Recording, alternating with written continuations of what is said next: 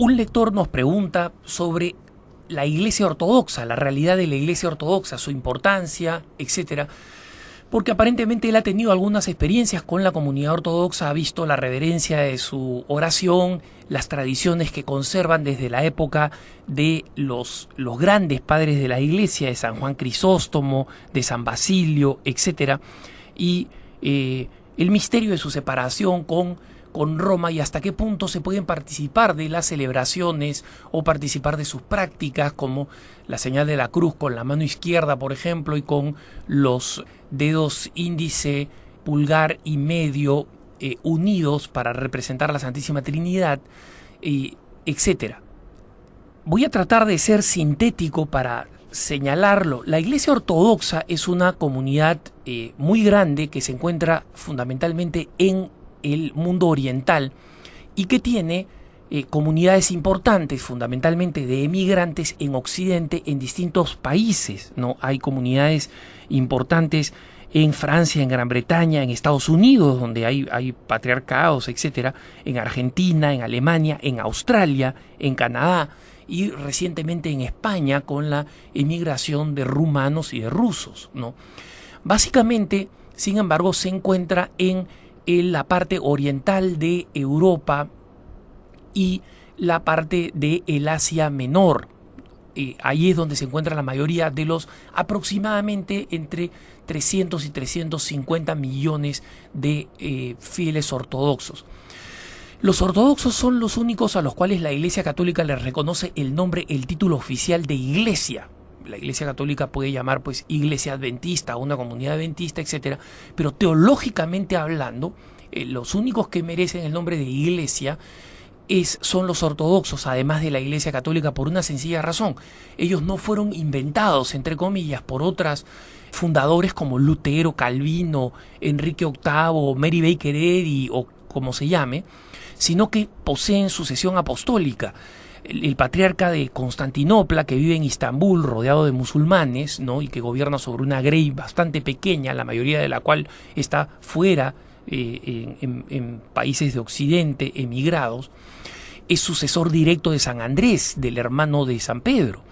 Y los ortodoxos coptos, por ejemplo, en Alejandría, que tienen un patriarcado, son sucesores directos de San Marcos. Rusia, que es la nación con la mayor cantidad de ortodoxos, aproximadamente unos 90 millones, fue completamente evangelizada cuando ya se había producido la fractura.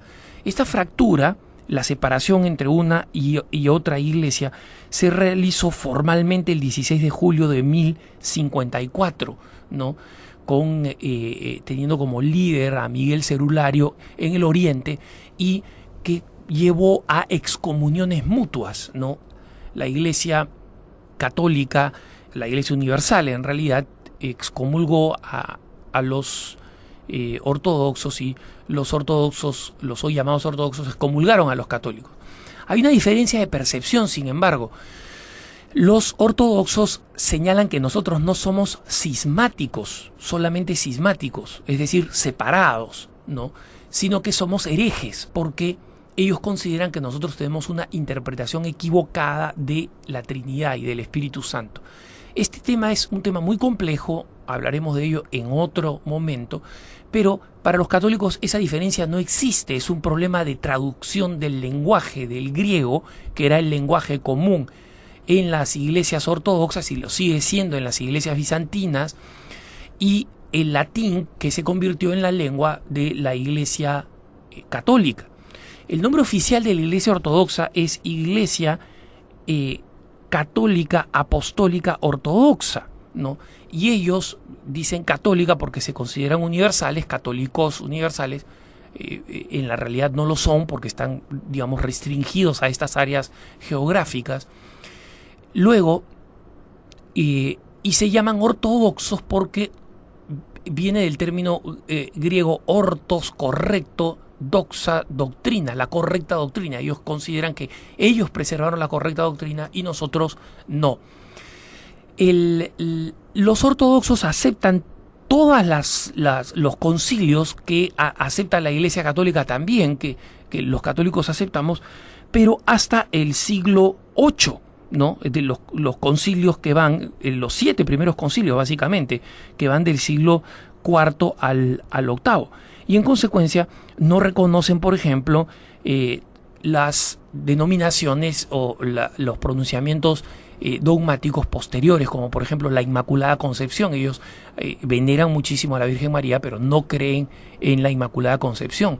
No creen tampoco en la infalibilidad de el sucesor de San Pedro en materia de doctrina, que fue proclamada en el Concilio Vaticano I en el siglo XIX. Entonces, existen algunas cosas que podemos llamar cuestiones de tiempo. Ellos no han aceptado esos concilios, pero si la unidad se diera, no tendrían problema en aceptarlos. Han habido grandes maestros espirituales, por ejemplo, Juan de Kronstadt, canonizado por la Iglesia Ortodoxa, que tenía una tremenda simpatía por las prácticas católicas, por ejemplo por la adoración eucarística, que es una práctica que hay que recordar proviene de la Edad Media, y para entonces las iglesias ya estaban separadas, y que los ortodoxos no tienen. Ellos no tienen exposición al Santísimo y no tienen adoración del Santísimo Sacramento. En sus templos los elementos centrales son los íconos, no la presencia del Santísimo como es en la Iglesia Católica. Y esa es una diferencia dramática que se siente, ¿no? Yo he tenido la oportunidad de visitar iglesias ortodoxas en Grecia, por ejemplo, y el sentido de solemnidad, de belleza y de reverencia es enorme, ejemplar, ¿no? Mantiene las iglesias con el corte tradicional de siglos, pero se siente la ausencia del Santísimo Sacramento, ¿no? Respecto de la pregunta de cuáles prácticas pueden seguir los católicos, en realidad no tiene mucho sentido que nosotros nos persinemos con los ortodoxos. Tiene un valor simbólico bello, por ejemplo, ¿no? Pero cuando se explica que se hace con el brazo izquierdo porque está más cerca del corazón, etcétera. Pero ¿qué sentido tiene que un sacerdote comience una misa en una iglesia católica y diga en el nombre del Padre, del Hijo y del Espíritu Santo, y alguien se persine con la mano izquierda, rompiendo la unidad que se expresa? No se hace, pero se expresa en estos gestos litúrgicos, ¿no?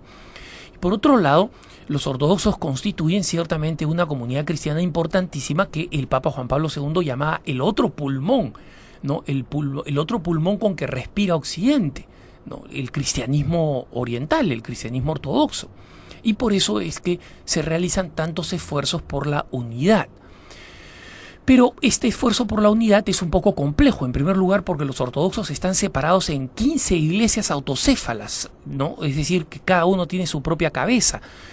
El patriarca de Constantinopla es considerado como el primero entre los iguales por las razones de antigüedad, pero el patriarca de Moscú es considerado el más poderoso porque es el que gobierna sobre la grey más extensa, 90 millones, ¿no? Y entonces muchas veces hay iglesias autocéfalas que se han condenado unas a otras de cismáticas, no de herejes, ¿no?